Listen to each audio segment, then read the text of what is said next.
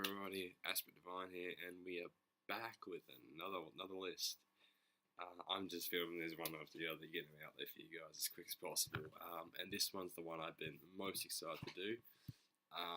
Top 5 games to get in 2018.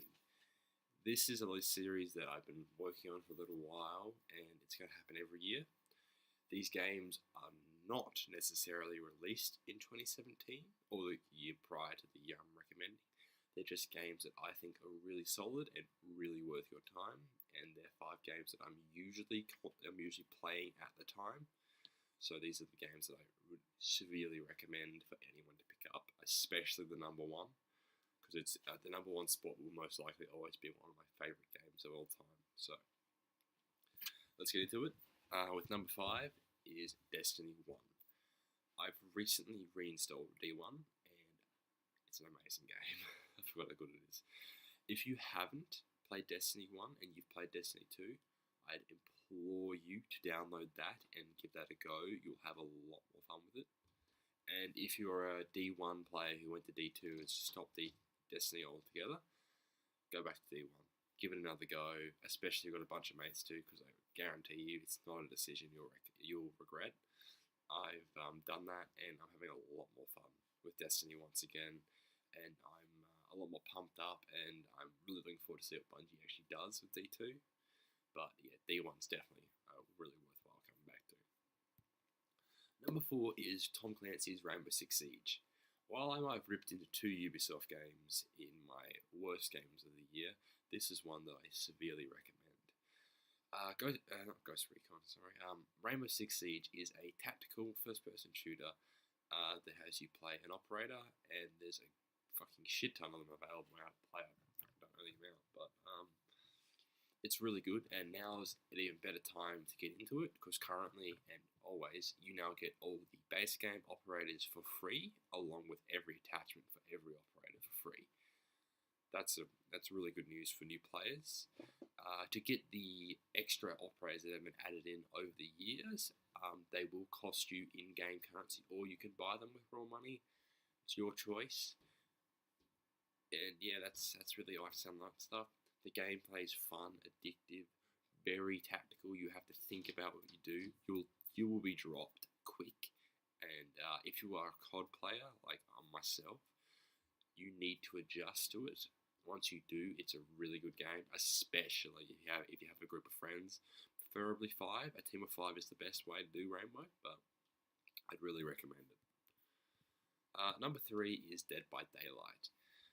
Unlike Friday, Dead by Daylight is one of my favourite games of all time, and it's a really, really worthwhile game to pick up and play, especially if you're into asymmetrical type of games, and also if you're into horror. Dead by Daylight is a asymmetrical horror game where one player plays as the killer. There's 4 survivors.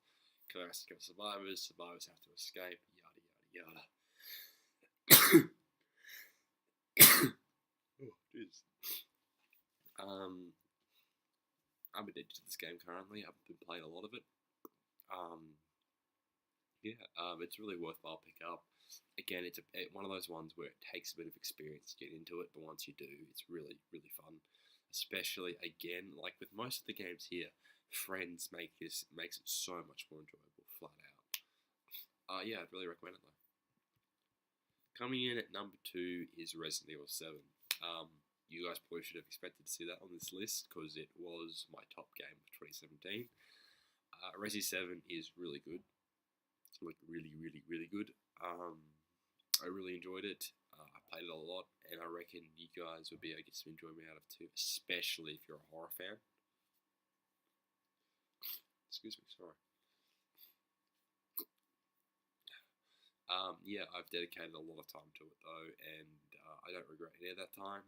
And it's a game that I think anyone who's a horror fan, and even to an extent anyone who's into FPS, should give it a go, because the gunplay is very enjoyable. And the game that I personally believe that everyone should have right now is Bloodborne. This game has eaten up a decent portion of my time recently. I've stopped because John Wick is my new grind on Fortnite, but Bloodborne's really good. It's made by From Software, guys behind Dark Souls, but it's a lot more fast-paced than Dark Souls, and I love it. Bloodborne's incredibly addictive, and that's all I really need to say.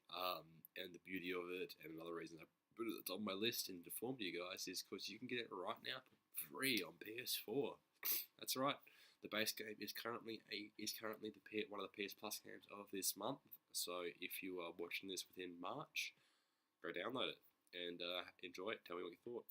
You won't get the DLC, which kind of sucks, but play it, see if you like it, and then decide if you want the DLC, because that is harder than the base game in my opinion.